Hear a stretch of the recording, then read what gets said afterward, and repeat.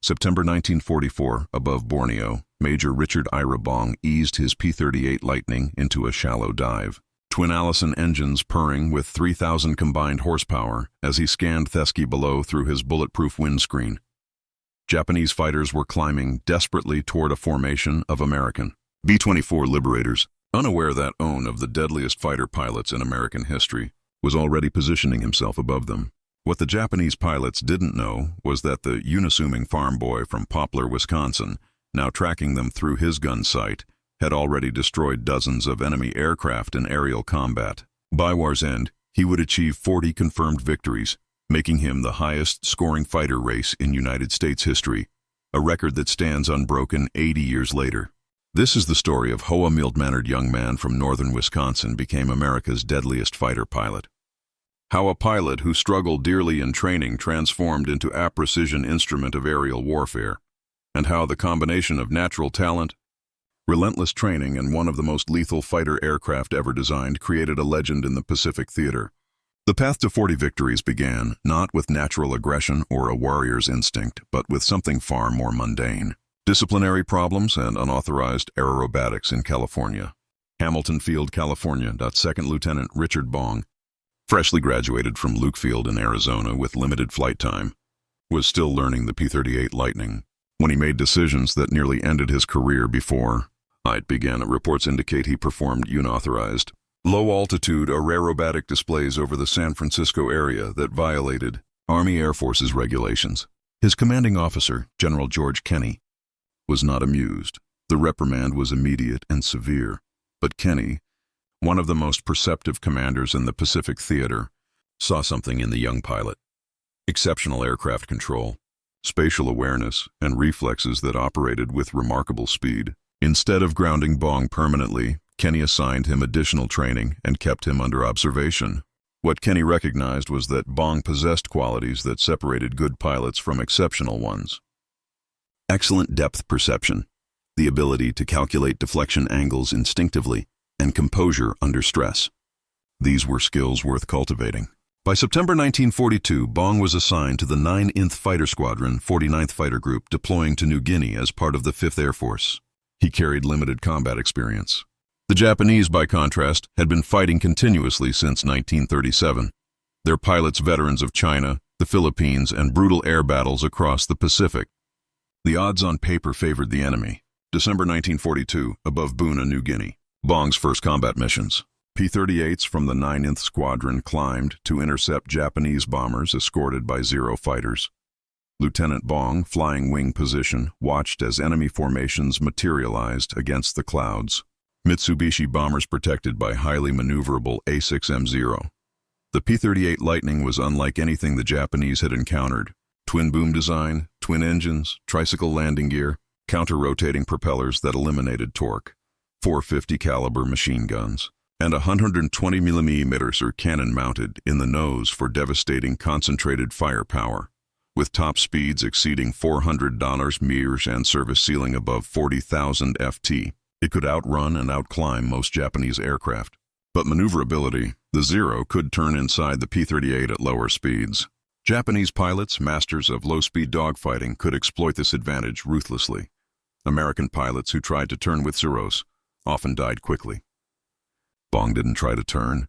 His early kills came when he learned to use the P-38's advantages: speed, altitude, and firepower. Hisnos-mounted weapons created a concentrated cone of destruction. When enemy aircraft were caught in this convergence zone, the results were often catastrophic. Bong's combat reports were characteristically understated, noting altitude, engagement conditions, and outcomes with minimal embellishment. What became clear during his early missions was his understanding of how to fight in the P-38. Don't turn. Don't try to dogfight. Use speed, altitude, and firepower. Position carefully. Fire precisely.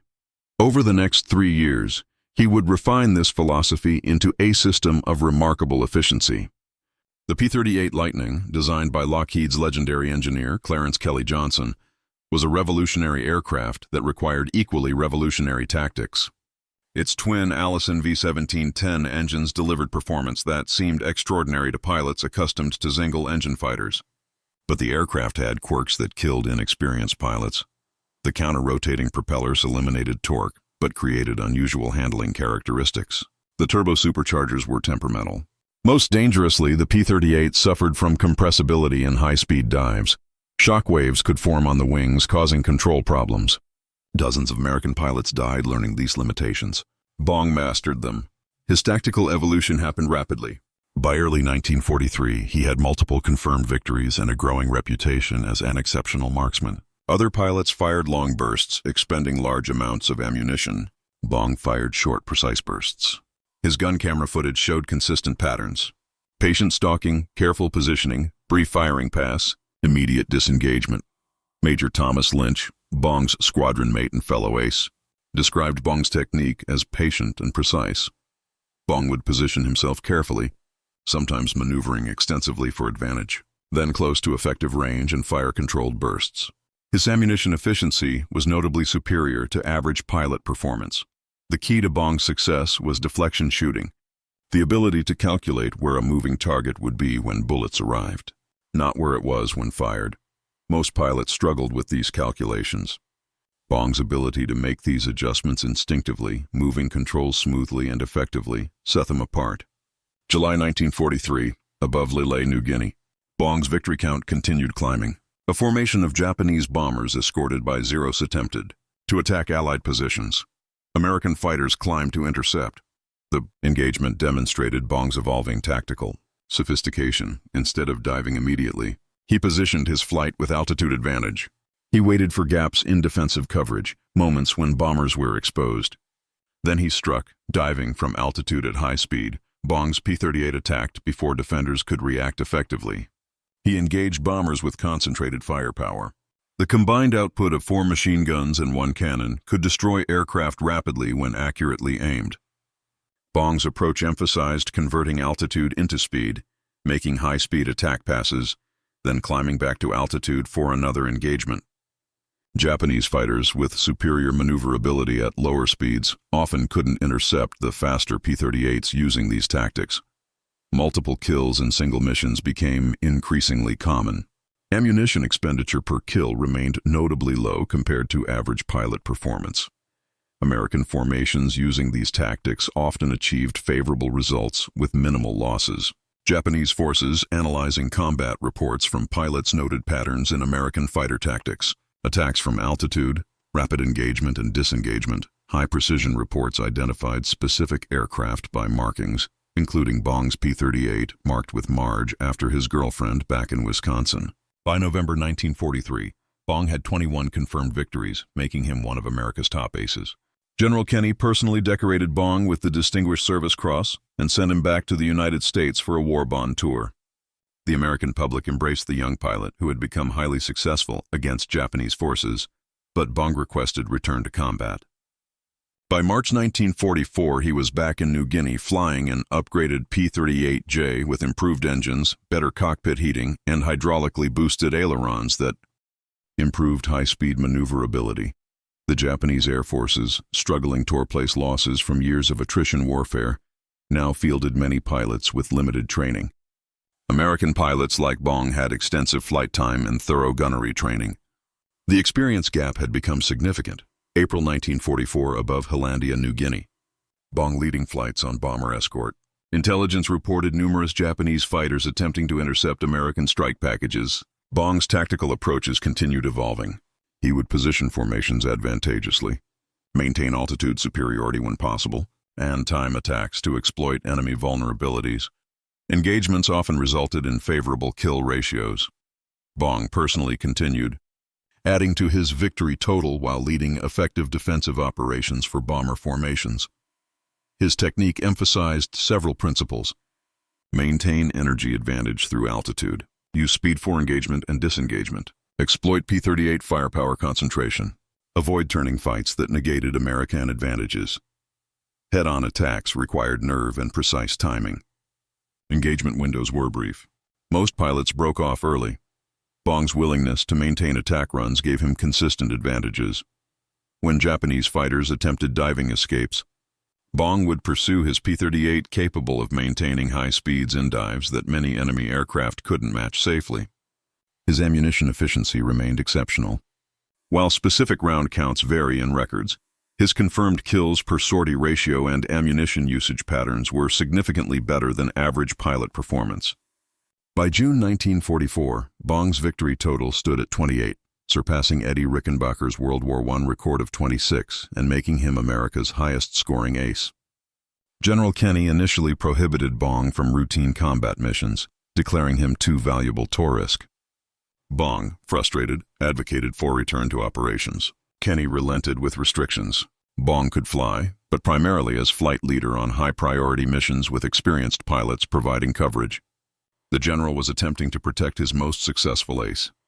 The restrictions didn't significantly slow Bong's kill rate. Flying priority missions often meant facing capable enemy pilots and defeating them. October 1944, above Balikpapan, Borneo. Large-scale Japanese counterattack against American bombers striking oil refineries. Bong leading P-38s climbed to intercept. Bong's tactical approach emphasized positioning formations with sun advantage and altitude superiority, then timing attacks when enemy fighters were focused on bomber targets. Initial attacks were often highly effective with multiple enemy aircraft destroyed rapidly, but increasingly Japanese forces employed coordinated responses. During one engagement, Bong's aircraft sustained combat damage, including engine hits. Most pilots would have disengaged immediately. Bong feathered the damaged engine, activated fire suppression, and continued engaging on single-engine power. The P-38, designed with redundancy, could fly and fight on one engine. Though performance degraded significantly, despite damage, Bong continued the engagement and scored additional kills before returning to base on compromised systems. His damaged aircraft showed multiple hits. Ground crews assessed extensive damage. Despite predictions, the aircraft was combatant effective. Repairs were completed and Bong flew the repaired fighter successfully. By December 1944, Bong had 40 confirmed victories. General Kenny, under orders from General Douglas MacArthur, permanently grounded America's top ace. Bong was too valuable as a symbol and training asset to risk in further combat. Bong's final combat mission was December 17, 1944, a patrol that resulted in no enemy contact. He returned to the United States as America's highest-scoring fighter pilot, recipient of the Medal of Honor and a national hero. But the statistics tell only part of the story. The real measure of Bong's impact wasn't just the 40 aircraft he destroyed. It was the bomber crews he protected, the ground troops who received air support from missions he flew, and the tactical innovations he pioneered that became standard doctrine for American fighter pilots throughout the Pacific. His gunnery techniques were incorporated into training manuals. His tactical approaches using altitude advantage, attacking from favorable positions, exploiting the P-38's strengths while avoiding its weaknesses, became fundamental fighter doctrine. New pilots studied his gun camera footage and combat reports. Japanese pilots who survived the war and were later interviewed described encountering highly skilled American pilots who used altitude, speed, and concentrated firepower effectively. They acknowledged facing opponents whose precision and tactical discipline were extremely difficult to counter. Let Stowe, his fiancée, Marge Vattendahl, reveal a thoughtful young man who understood the gravity of his role. In correspondence, Bong reflected that he was focused on doing his job effectively, protecting bomber formations and supporting ground operations. The P-38 Lightning deserves recognition as one of history's most successful fighter designs. Over 10,000 were produced during the war, serving in every theater. In the Pacific, with pilots who understood how to exploit its characteristics, the Lightning became highly effective. The twin-engine configuration provided redundancy that improved survivability. The tricycle landing gear improved ground handling. The nose-mounted weapons eliminated convergence issues affecting wing-mounted guns. The turbo superchargers delivered high-altitude performance that many Japanese fighters couldn't match. The concentrated firepower, 450 caliber machine guns combined with a 120 mm cannon created impressive destructive capability at effective ranges. When accurately aimed, this firepower could destroy aircraft rapidly. Bong, with his exceptional marksmanship and deflection shooting skills, achieved remarkably short engagement times. Technical analysis of gun camera footage by Army Air Forces experts showed Bong's hit percentage was extraordinarily high compared to average fighter pilots. While exact percentages vary in different analyses, his accuracy was consistently noted as exceptional, far exceeding typical pilot performance. August 6, 1945, Burbank, California. Lockheed Air Terminal. Major Richard Bong, recently married to Marge and assigned as a test pilot for Lockheed, was conducting acceptance flights on new P-80 Shooting Star jet fighters, America's first operational jet aircraft. The P-80 represented the future of aviation. Jet engine producing 4,000 lb of thrust, speeds exceeding 500 N, cutting-edge technology that made piston fighters obsolete. Bong was transitioning from P-38s to jets, learning an entirely new flight regime. That afternoon, during a test flight, Bong's P-80 suffered catastrophic fuel pump failure shortly after takeoff. The engine failed at low altitude, leaving insufficient time or altitude for recovery. Bong attempted restart procedures without success. He attempted to reach the runway, but couldn't. In the final seconds, he attempted to bail out, but altitude was insufficient. The P-80 crashed. Major Richard Ira Bong, America's ace of aces, died instantly. He was 24 years old. The same day, an American B-29 bomber named Enola Gay dropped an atomic bomb on Hiroshima, Japan. The news of Bong's death received limited coverage beneath headlines announcing the atomic age. In years later, Richard Bong's record of 40 confirmed. Victories remains unbroken and likely will remain so permanently. Modern air combat dominated by beyond visual range missiles and radar. Guided weapons will never again produce the close-range dogfighting that characterized World War II aerial combat. The young pilot who faced disciplinary issues early in his career became a legend by mastering fundamentals, patience, precision, and effective deflection shooting. He didn't rely on aggression or recklessness. He relied on calculated positioning and flawless execution. Every engagement reflected careful planning. Every kill resulted from proper positioning and accurate fire. At the Richard the Fur Bong Veterans Historical Center in Superior, Wisconsin, visitors can see his Medal of Honor, his flight logs documenting 200 combat missions and displays honoring his service. A restored P-38 with Marginos art represents his wartime aircraft.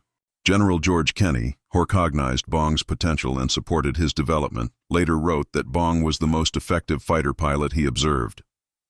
Kenney noted that Bong's approach emphasized precision and technique rather than aggression, making effectiveness look effortless through consistent application of sound tactical principles. The battlefields where Bong earned his 40 victories are now peaceful. The wrecks of Japanese fighters have long since deteriorated into tropical soil, but the record remains. The young man from Wisconsin who became America's deadliest fighter pilot. The ace of aces who turned precision and discipline into highly effective combat performance. The pilot who proved that in aerial combat, superior technique and consistent execution produce exceptional results. Confirmed victories, survival through 200 combat missions, complete success in air-to-air engagements. The numbers tell the story. The record speaks for itself, and nearly 8 decades later, no American pilot has surpassed what Richard Ira Bong accomplished during Pacific combat. Exceptional precision in aerial warfare delivered through careful positioning and accurate fire from the most successful American fighter race in history.